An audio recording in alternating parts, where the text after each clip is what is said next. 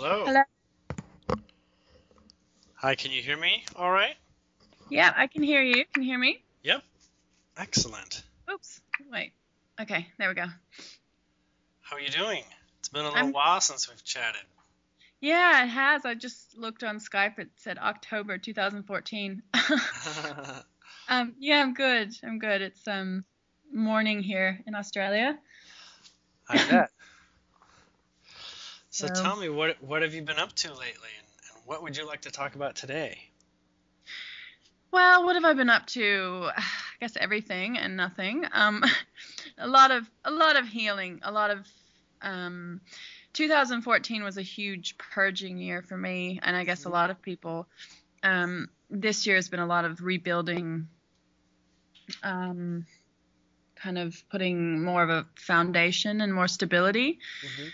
Um, when I was thinking about when I was tuning into what, to talk to you about, and thank you, by the way, for this session because that's very generous, and I'm really grateful. It makes me excited to do sessions with people. So it's always uh, we'll call it synchronicity when a session can come together for me. Yeah, no, it's really great. A couple things that I guess are happening right now that feel like, the best thing to discuss. Okay. Um, and I wonder, I know one of your gifts is connecting to guides. And so I don't know if there's any stuff coming through from my guides or from my son's guides, but my son Ryder is 6, Mhm. and he is going through some stuff I guess you could call transgender. He's conflicted about being a boy, Mhm. saying that he feels like he's a girl. Mhm. My intuition um, is that there could be some interference, so there could be some programming happening. Um, Okay. and I, yeah, I'd like to know a little bit more. I'd like to know a little bit more. If it is a transgender thing, it's a tough journey, but we can deal with it, and I can support him. But it doesn't. So something feels amiss. Something feels wrong. Something doesn't feel right to me, In your observation. in my observation, and But totally in my. he's not saying life is terrible and acting super stressed out. No, he is. He is. He is acting He's got a lot of anxiety. He's acting quite aggressively. He seems to have a lot of issues sleeping. He's not reading and writing at the level that he should be. Um, I'm looking into seeing a psychologist, but then that doesn't feel 100% right. Yeah, no, that's it. It's not. He's not. And then a lot of people will say, well, that's just because he's in conflict. He's acting. Hmm. he's which could be true. Which could be true. Um, so that's one thing. And then if there is time, I'd love to know more about uh, kind of star origin. Yeah. Okay. But those are the two things that, yeah, kind of came up. So he has two people that are going to speak for him. Okay. One of them is a being that is involved in the relationship between the two of you, and one of them is a being that's specifically one of his guides Okay. or supporters.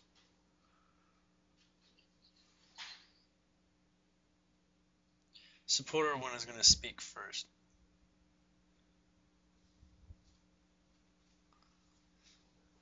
Remember this number, 202, 202. Okay. It'll come up later, I'm being told. It's an important part that we try not to miss what that is about. Okay.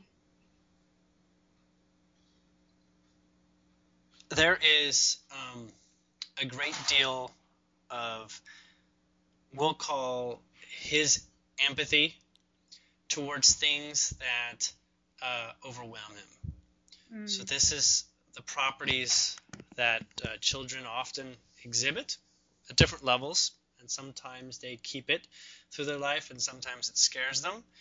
and they look to parental guidance as to what to do with their emotions. In this case, he is independent of guidance. He is not actually looking for a lot of guidance with his emotions. He's asked, and this is not consciously, he's asked for a very rapid entry in this life. So he's wanting to go for the brass ring, you might say, and he's challenging himself. Now, on the one hand, it can look like a tumultuous adventure from the outside. We're going to hear a little bit about your experience of it and why you're having the one that you're having. But in his case, there is a high level of benefit seen in the short term and in the long term.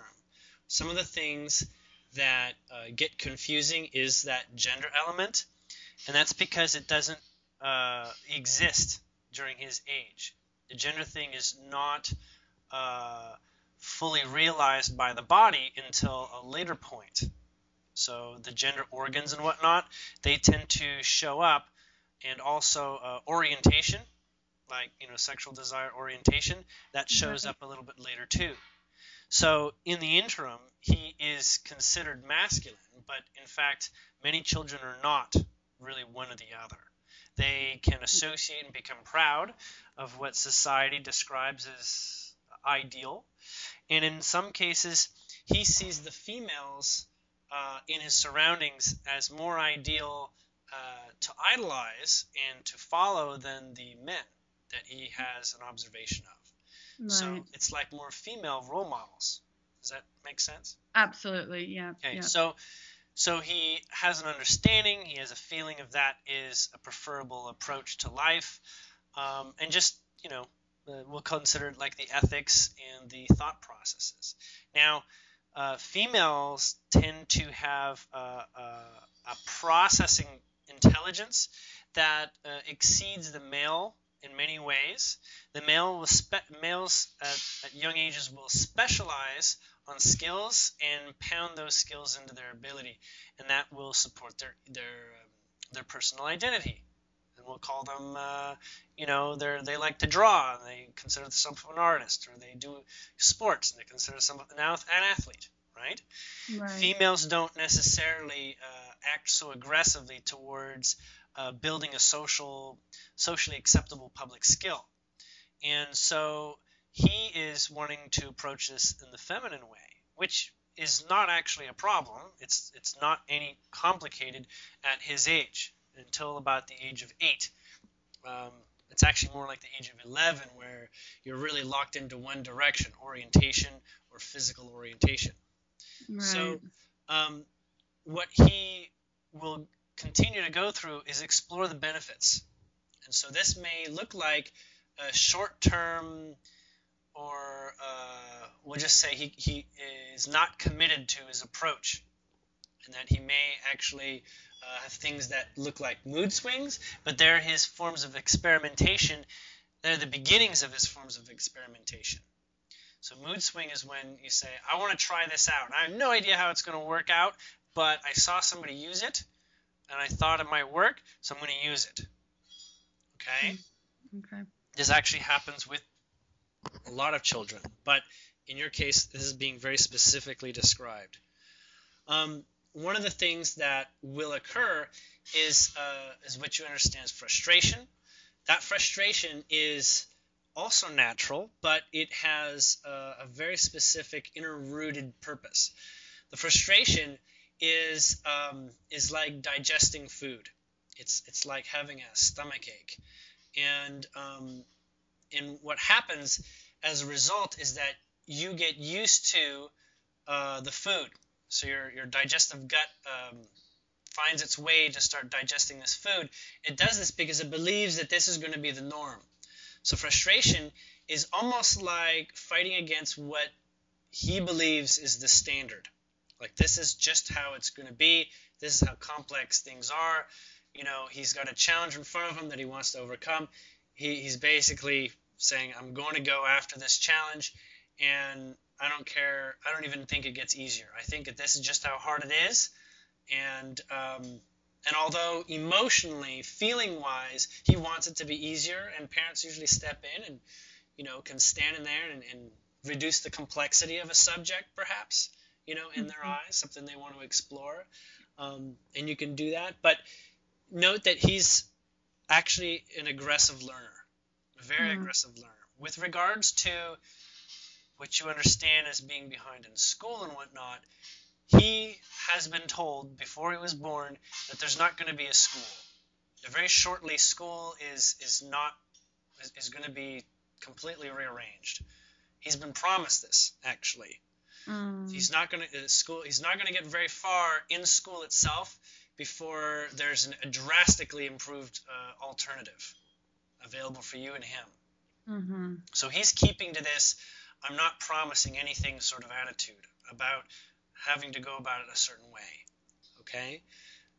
There is certain structures that can be taught, including reading and writing and whatnot, but they can only happen, in his case, when he's really excited about it. Like he's really getting gold for doing this. For instance, if he has a favorite story, he can be motivated to learn how to read that story. Does that make sense? Right. Yes, yeah. So that's really like the only thing. He'll need a very high level of excitement to look like he's going willingly into something. But in fact, he just distrusts what already exists. He's not actually very made out for public school. Not that it's going to be a problem, because from his field of attraction, within about 2 to 3 years, public school is not going to look like anything we know right now. Right. Okay. It may look more like Montessori or something. Yeah. Okay. There's no rush on that. There is no function on your part. I'm getting now being connected with the other guy that's your intermediary. It's your relationship one that sees to the needs that he has, mostly his needs, less so your needs, but more so his needs with you, and help you communicate with you, and also keeping him under this umbrella of feeling comfort, even when you're not there. So there's this place where his anxiety is not in the fact that he is protected and that he's watched over. It's in this place where he always wants to maximize his benefits. He always wants to get the most that he can out of life in every moment. And that can be, well, it can be tiring as a parent, I'm sure, but on the one hand, he's going to consistently work towards his options and discovering his options, not even acting on the options, but discovering his options. So that leads to a very expansive question-asking mind. He's not a really big question asker, but he does a lot of the thinking in his own mind, and his guides help him talk that through with him. So he's doing, he does a lot of internal thinking. I want to say more than your average child his age that I'm familiar with. He is also in a position where he's wanting to not believe in anything. Not that there aren't good things to believe in, but he's wanting to almost wait till some more ideal beliefs appear in his reality.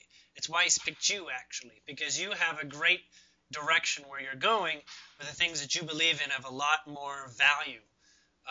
But the traditional world, almost anything that was a standard childlike life 10 years ago or longer ago, is just not his palate. It's just not his cup of tea. Okay? So this place where you're understanding that this child looks like someone, a child that has mental needs and whatnot, this one's just simply saying, I already knew coming in here what the old world looked like with regards to how children were raised and grew up, and I already don't agree with almost all of it. Right. Not about the toys. He still likes toys, and he really likes engaging distractions from real life. That is actually, being told, a common element for a lot of children, and distractions that are short-term are things like television, video games, and whatever, electronics. However, that is only there so that they can almost like survive the crumminess of like, you got to eat dinner at 6 o'clock, you got to take a nap, you got to do this, you got to do that, you got to brush your teeth, all these elements that they're like, these are old ideas. My teeth don't actually get bad. Going to sleep, there's no such thing as a schedule for going to sleep. That's not true. My body puts me to sleep when it needs to. This idea of being hyper by not having a lack of sleep, that's more attracted than it is necessary. They can be very refreshed on a very short amount of sleep. It's unusual. Your child is telling me this through the guide. Now, with regards to more communication between you and him, I'm being given a couple things to tell you. Okay. Not one. There's a lot of things, but for starters, you already know this, so a couple of these are going to be routine. Speak to him as an adult. Speak to him as if he can understand really complicated language and enhance vocabulary. Okay? Okay. Speak to him literally as you would an adult. Not in the way that you don't have compassion for him. A lot of adults speak in more terms of logic that don't include other people's emotions. That's not what I'm being told. Speak to him as if, literally this one were your best friend, but your best friend can handle everything that you can handle, which sounds odd because you feel that you can handle a lot more crazy and a lot more intense things. That's not true. He's actually signed up to be able to handle more intense things than you have. Okay. So he's actually quite capable of taking very strong subjects responsibly, and actually he's continuously asking you to do this. I'm being told. Yeah. Yeah. Okay. The next thing is, you might also be familiar with, is that he doesn't require you to give him any promises at all. In fact, it's probably better off that you don't tell him anything about what's going to happen or what to expect about stuff, unless he's asking. But there's nothing you need to give as a forward advance notice. Okay? You don't have to tell him it's bedtime coming up. You don't have to warn him about anything. All you do is be in the moment, and when it is time for bed, you are extremely compassionate and bring out that compassionate relationship. So basically you hug him as you're taking him to bed or something, right? Or you spend a really cherished moment if that's something he resists. Okay. So when it comes down to, preparation or there's a lot of traditional parenting things that we do to teach our children how to live and grow up in this world. He's not going to listen to anything like that. The sort of things that he is going to listen to are the ones of like, how do I love? How do I feel? How do I embrace people? How do I meet people and be authentic? Okay, and he's looking up to you for all of that. Says you're a very good example. So, being very touchy is really important. He's going to continue with that his whole life. He's going to be a very touchy person. And that is incredibly associated with the relationship you have with him now. Okay? Because there is communication in touching even without intentions. It's unconscious. It's like electromagnetic downloads between people occur. It's like instant empathy. It's like, like a nervous system downloads. I don't know how else to describe it, but you can communicate, lots of first impressions and get over that, or like the first couple of days of a good friendship can be, surpassed just by holding hands. Right. So he has an incredible sense for that. He's very sensitive to that, and he's also going to be very picky about who he decides to touch. Yeah. Who are not family, of course. But so on several levels, I'm being told the next thing, and this is, I might have to go through the various levels. No, I'm just going to wait for a moment for clarification.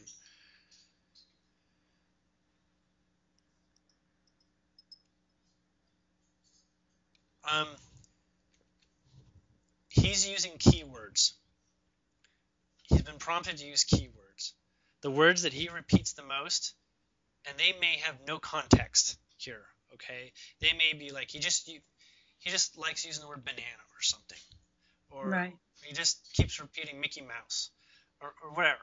Okay, and you're noticing, you should be noticing a couple of these words show up. Like, oh, he really likes that word or something. Mm-hmm. Okay, this is actually really deep information when you're able to catch it and see it and take a moment and be an awareness of it. There's some really significant messages when you look into the symbology of the word, the energetic meaning, the symbolic meaning, whatnot. This is giving you a key into his insides as to what is in his vibrational pattern. So if you were to say Mickey Mouse, for instance, and he keeps wanting to play with Mickey Mouse, or he thinks the clouds look like Mickey Mouse, or he makes Mickey Mouse out of his pancakes, or his obsession with just anything Mickey Mouse related. And this can be short-lived. This doesn't have to be something that keeps going. It can be, goes on for about a week. This is like, in that case, it's talking about the vibration of Mickey Mouse as a character, as a lead role, in a position that is traditionally meek, but is an extremely positive being, always, on the chipper side of life, very, very, good-natured individual, basically obsessively kind and whatnot. And he's reflecting, he would be reflecting on that. And you can respond to that and start talking about all those properties, and he'll, sort of like devour that. Right. Okay. So it's almost like if he's crazy about Mickey Mouse, look into Mickey Mouse and talk to him about things like around that. Okay?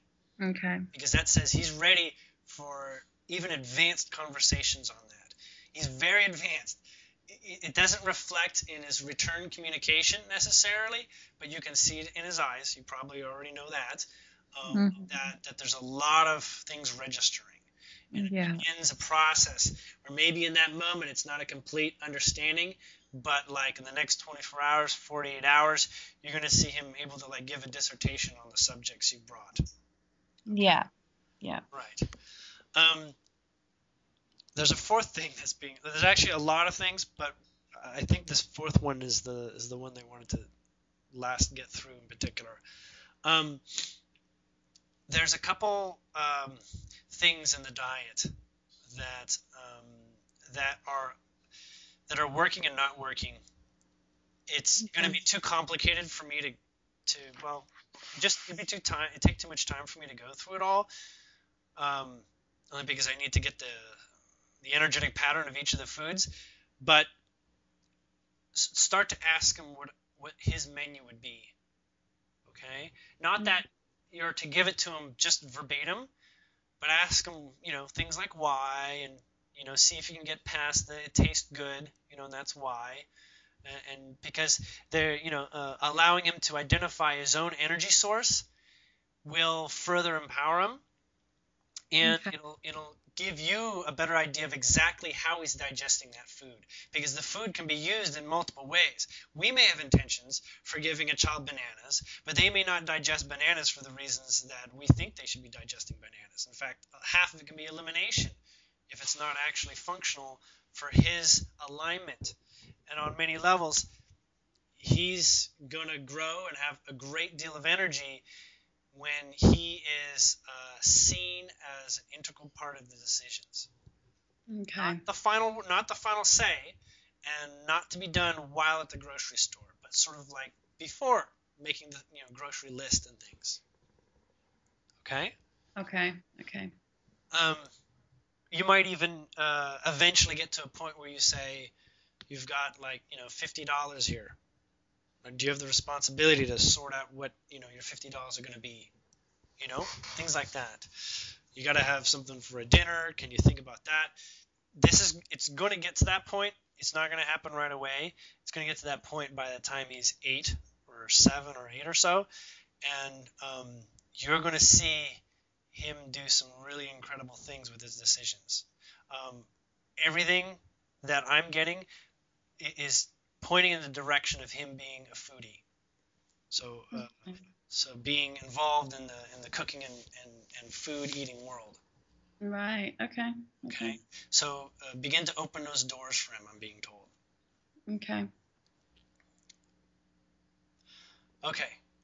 I'm given sort of like this pause for questions. I suppose that I suppose that the struggle that I have is he's incredibly independent and he resists any kind of authority, which is kind of along the lines of what you're saying with empowering him and letting him make decisions. But as a parent trying to function in society, You mean public? I mean public, yeah. Yes. I mean, do I just let that go and just not give it? So one, a lot of the public elements are you.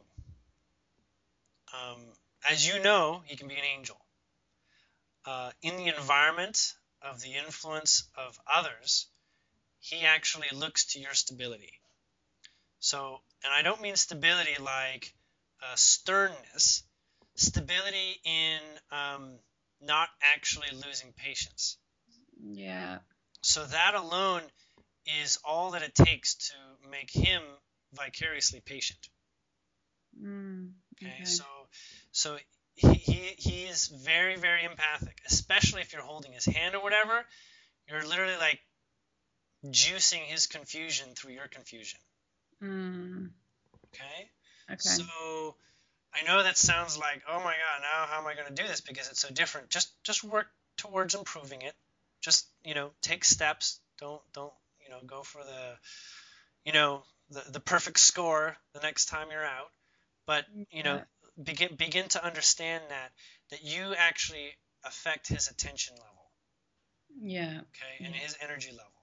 So when you lose it and you go crazy, he's definitely going to go crazy too. Yeah. Okay? Yeah. And it can even be subtle. You can't hide it. Empathy gets beyond hiding. Okay? So admit that you're frustrated. Be honest. You can even tell him yourself if you need some help. Be honest about this is getting frustrated. In this place, give your attention and relationship with him more attention than anything else in the surroundings, like anyone else's attention or anyone else that you may be feeling the energy of people observing or around you, right? Peers or family or whatever. This sort of place where you're meant to do properly. The only thing your job is really giving yourself attention to your connection with him. Everything else is actually learning from you how you approach this. And you have you're not aware of it, but you have an intention to act very evolved, to act this is the next best way to live, this is the next best way to approach life. And you're being called on to demonstrate that and to explore that, not just assume you have the answers, but to explore that, and people will pick up on that. And people may even quiz you on it. And you can stand up for saying, I'm being in the moment. This is what I was feeling. This is what it's like. You can't talk about being a parent without being a parent. Well, I'm telling you, this is what it's like being a parent sometimes. This is what it's like sometimes having this kind of relationship. Okay? Okay. So, in many cases, you're looking at finding your Zen moment in those spaces. Yeah. Yeah, no, that makes a lot of sense. Yeah. One of the things you can also do is you can pre-pave energy. Does he have like a water bottle? Yeah. That he has? Mm-hmm. You can program the water with him. You can say, what lovely word would you like to give to this water? And you can give it a blessing. And you can take like a piece of masking tape and write on there with a permanent marker, on the tape, this is the energy that's going in there. And, you tell them this is how it's spelled and this is what it looks like. And that's, congratulate them on picking making a choice of a word of compassion or something like that. And it can be silly too. It can be, just absurd. But that water, in the moment, in the state of the mind that you're in when you choose the word. So don't choose it in a pinch. If you're running late or whatever, then it's not the time to do it. Right. Do it when earlier in the day or something. Before you go out, or at any point during the day. Help decide what that word is. You may even have things like angel cards, which are like random positive words that you can pull out of a bowl, a little piece of paper. And you can do something like that too. And you can help him create like a tonic that's going to bring that into focus. It's almost like a fallback vibration when things start to collapse. Okay. All right? Okay. And you'll be surprised at some of the synchronistic words he comes up with, or what's been rolling around in his head that he'd like to use. Right. Okay. Love will show up more often than others, but some of the other ones, I mean. Yeah. Okay. Mm-hmm. That's good. At 2:02, has that come back at all? Not yet. Just okay. Keep holding on to that. Okay. Would you like to talk with your side? Yes, definitely.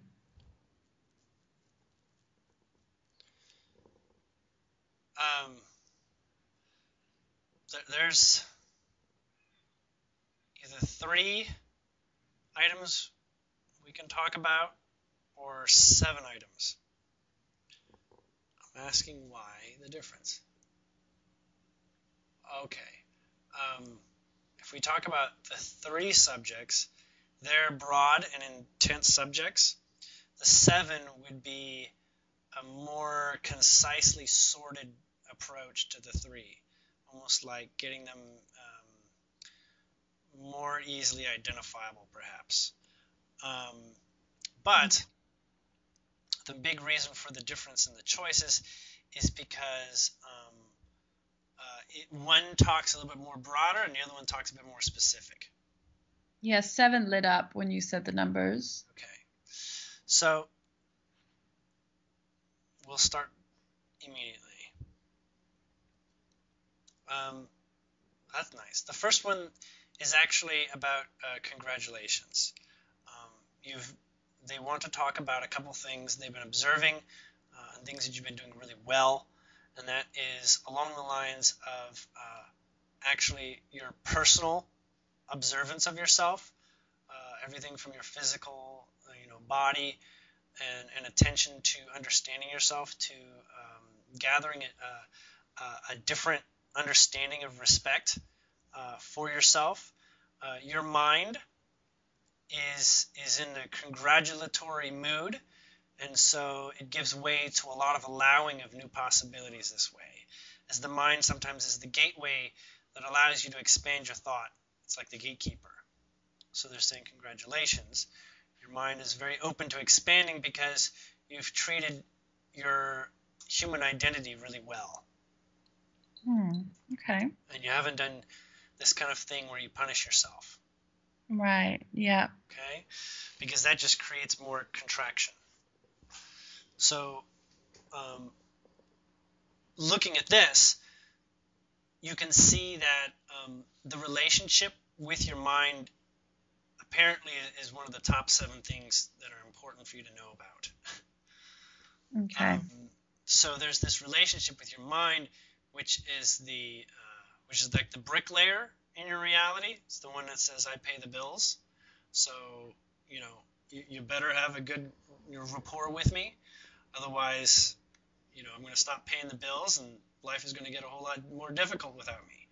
But the rapport comes in this place where you've done a great deal of engaging the mind in explaining things and discovering explanation for things, so that the mind doesn't have to feel like it has to go on faith. It does not like that term so much. Most minds don't.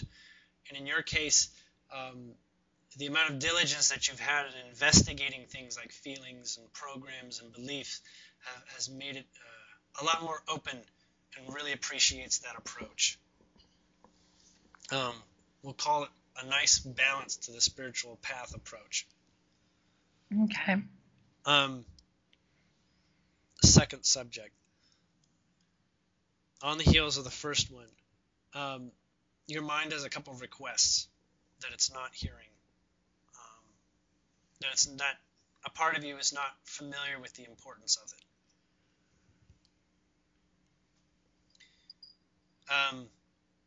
Your home, your place where you live, is the relationship and your understanding of what your home is mildly distorted in the kind of way where you have certain expectations and certain intentions that are not in alignment. Okay. It's as if some things you're thinking about are important, they're not important. And some things that you think are not important are important. I'm going to give a couple examples, but the list goes kind of deep. So the idea is after you hear a couple of these, you'll get an idea of what it's like the feeling way and sort of like the level of awareness, so that you can continue this research yourself. Okay. One of the things is this level of what you term as clean is it's not fully real.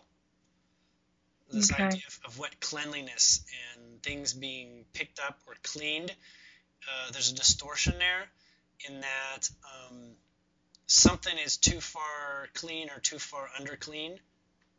Like it's too much polarity difference there. Okay. So readdress what really matters and try to understand and feel what really matters in that sort of department. Almost like maybe you're using too much Windex or something. I don't know. Okay. There's a level of that, but it sort of covers a lot of areas. So it's kind of widespread. So it's broad and touches on many things that probably are associated with the concept of vibration of clean. Okay? Okay. Another example is timing.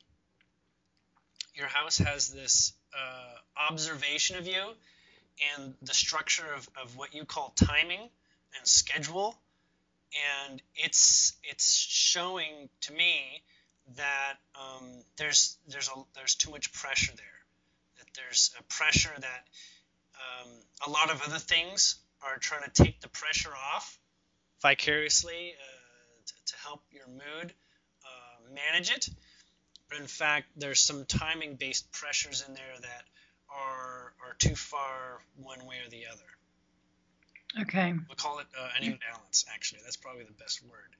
And the imbalance is in the kind of way where your house will react. So your house absorbing these pressures can break down. Okay? So it'll start to, it'll like age. Things that like cause house to age, look like an aging house. Your house will take that on, almost like it's getting gray hairs instead of you. Right. Okay. Okay. So moving on to the third of the 7 subjects.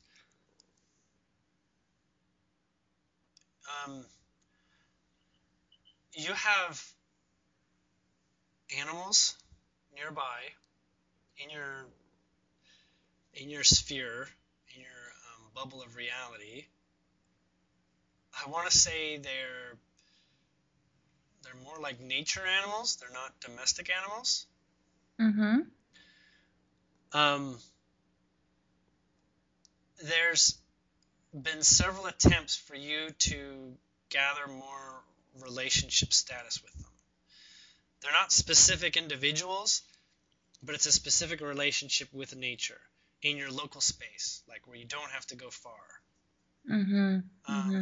Are you seeing that? Are you starting to see how you're noticing squirrels or something? Yeah, magpies. Okay. So they have data for you. Animals synchronistically always teach us something based on the strong symbol of who they are, right? So if you look at a squirrel and it's gathering food in its cheeks, that's showing the vibration of like preparation, and storing things up and preparing for the winter sort of element. And there's lots of different vibrations that you can even look up, like animal guides. Yeah, yeah. There's supposedly a great deal of knowledge and data download type things from this approach on observing the local animal life, and I mean like close to home, that they are showing you some stuff that are meant to get to areas of your conscious that you don't usually visit, and they're acting as like a tool. So even though you don't personalize immediately, give yourself a little bit more attention in that direction. Okay. Like when it shows up and the synchronicity of the timing of when they show up and what you were just doing. Like, tie the vibration you were just in with the one that they show up, right next to. Right. Okay? Right. It's almost like it's a continuing story, not an interruption. Okay? Okay. Okay. And use that symbolic context. Supposedly there's a lot of this, so you won't be a lack for seeing this show up immediately and effectively. Okay.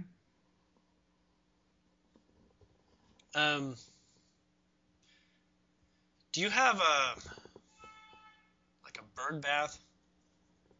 No. Or have you thought about one? Or do you know about one locally? I've thought about one. Yeah. Give me one more moment. Just keep that thought alive. It may begin to make more contextual reasoning going forward. Okay? So just say you're still considering it. Okay? Okay. More data to come to help you understand that. Not just telling you to do it, perhaps, but explaining what that is about. Okay. 4, your meditations. There is a specific way that I'm being shown to improve your meditations, which will make you more interested in them. That it will bring you a place where you start, we'll just say, putting more energy into making the space for it. Yeah.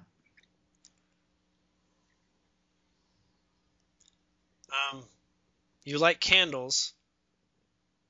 That's identified as working, having multiple candles to look at. That's the easy one. The one that's less easy for me to understand is coming up next. Okay. Fascinating. You're already familiar with seeing your aura in the mirror. You're really close to that expanding very rapidly. So they would like you to do meditations. This is your guide speaking this whole time. They would like you to do meditations just looking at yourself in the mirror. So you want like a body-size mirror, but sit cross-legged or in a chair, cross-legged preferably, sitting on a pillow, and just do a meditation where you look directly into your eyes, and just do the blanking of your mind and just keep everything distracting for the mind in the visual range, right? So looking straight forward, Let your mind get preoccupied with what it's looking at and what it's trying to understand and then analyze. As you're looking in one direction long enough, things will start to get blocky and black, whatnot and around. Let it experience that a little bit.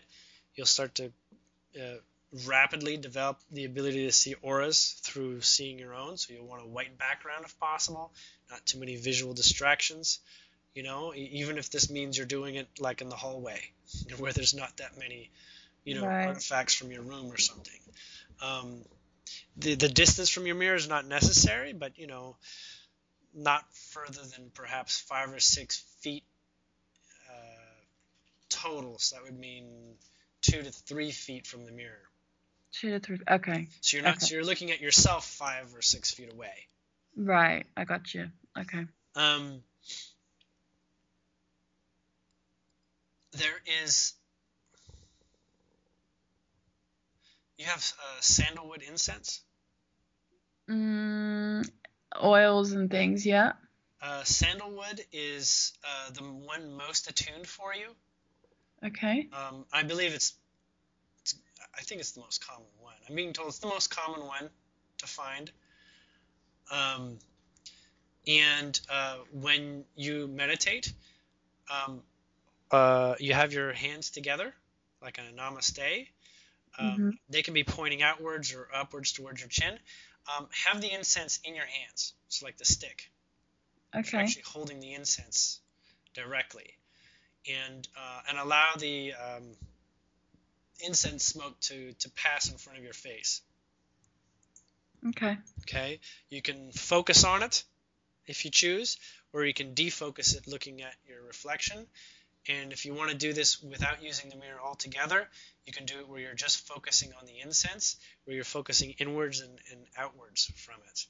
You want to do it indoors because outdoors the air will make it very turbulent. The most turbulent thing will actually be your breathing that'll create the turbulence.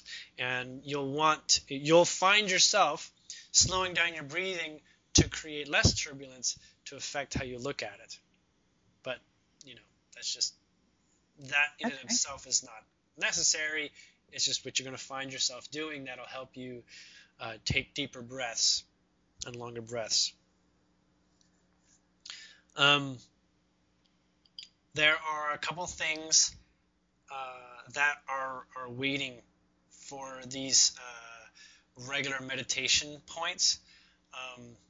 We'll call it one continuous download, like one giant jigsaw puzzle that is requiring several hours of combined effort put together on it.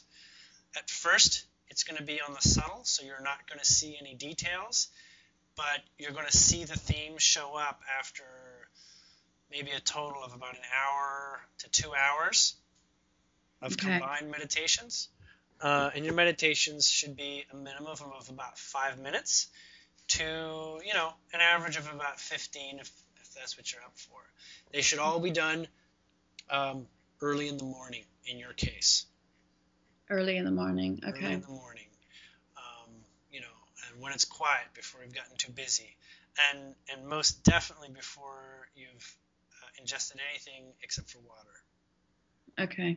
Including toothpaste, so no toothpaste. It'll be before toothpaste. Okay. It's not to be done in the dark, in your case. Whenever you do choose to do meditation in the dark, you should try to limit the number of lights you have to just candles. Okay. It'll either be 6 candles or 7 candles. 6 or 7, okay. 6 is when you want to figure something out that's bothering you.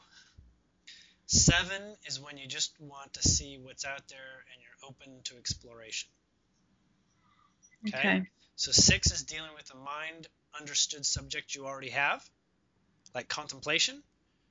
Okay. And 7 is for is more for what have you got to send? Tell me. Right. Okay.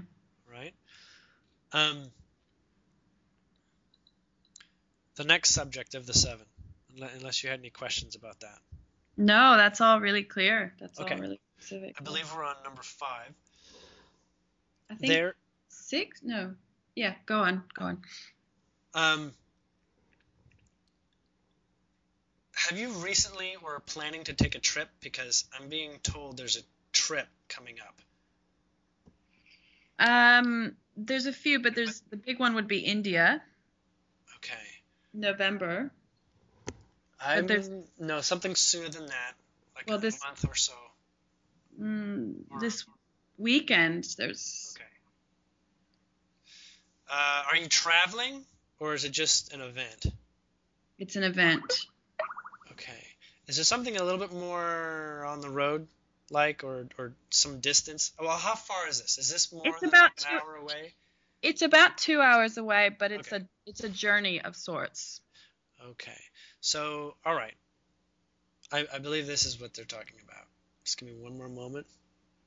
Okay. Okay. This is a really big event. You're to bring things to illustrate, like painting or coloring or markers or something, and stuff to draw on. There's going to be some significant things to draw, and you're going to wish you had things to do it with. Okay. These are things that you don't take a picture of. Yeah. Okay? Okay, I'm just going to say it. There's going to be a point at which you're going to see auras pretty well. Yeah. And you're going to be ready to draw them. Okay. They want you to know that. Okay. That makes sense. I get it. It does? Okay. Yeah. And the only advice is that you're going to drink intense amounts of water. You're going to have to pee a lot, but you're going to drink intense amounts of water. Okay. And my suggestion my preference is distilled water, though they're not saying that specifically. I'm adding that myself. Yeah. I mean, like almost maybe 2 gallons or something. Wow. Okay. Yeah, water's been coming up for me a lot throughout the day, in that specific event or that specific trip. Water in general is always good, but that's not at the top 7. Okay. The next one, interesting.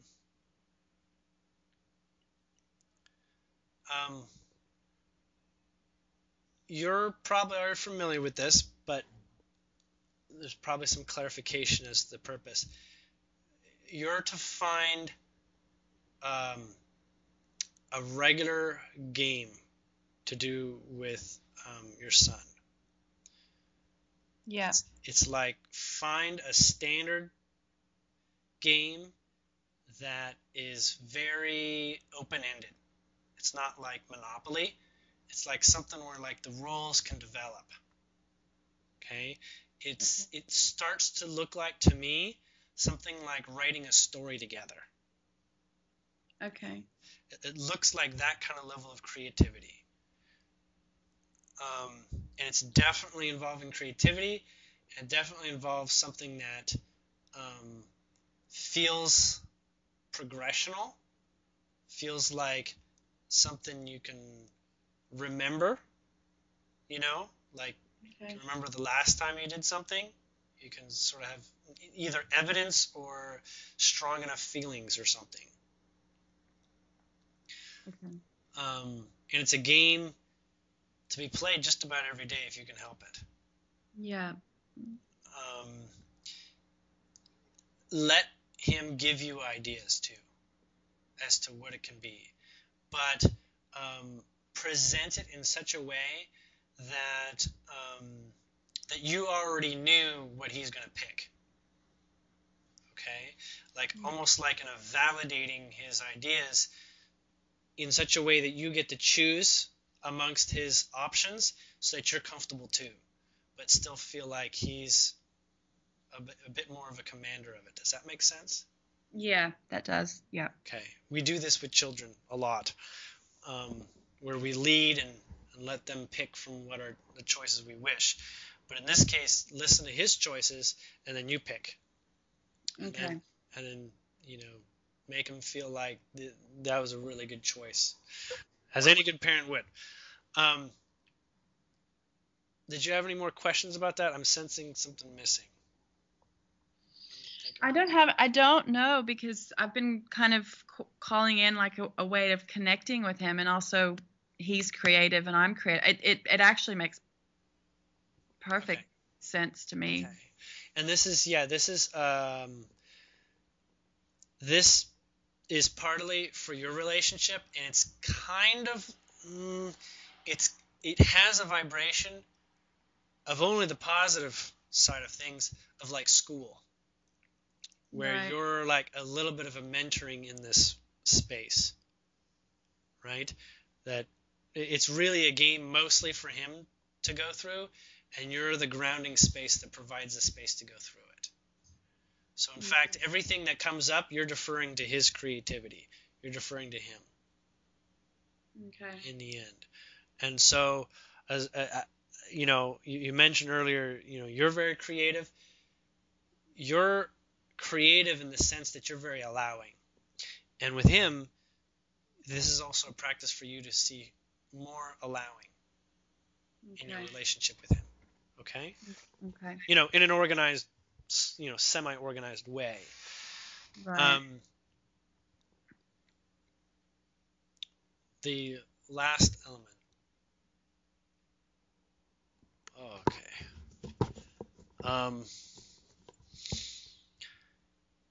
Give me a couple more moments. Mm-hmm.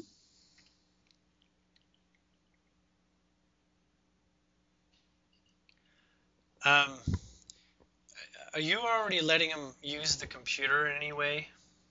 Yeah. Like pushing buttons and stuff? Yeah. He creates things in documents, and he imports pictures and things. I'm getting more involvement with that. Okay.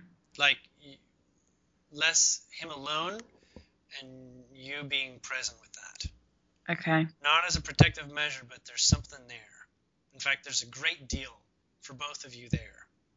This is not the same as the game thing, okay? This is something else, but you can work your way up towards spending time over his shoulder, but there's some really incredible insight that you'll find.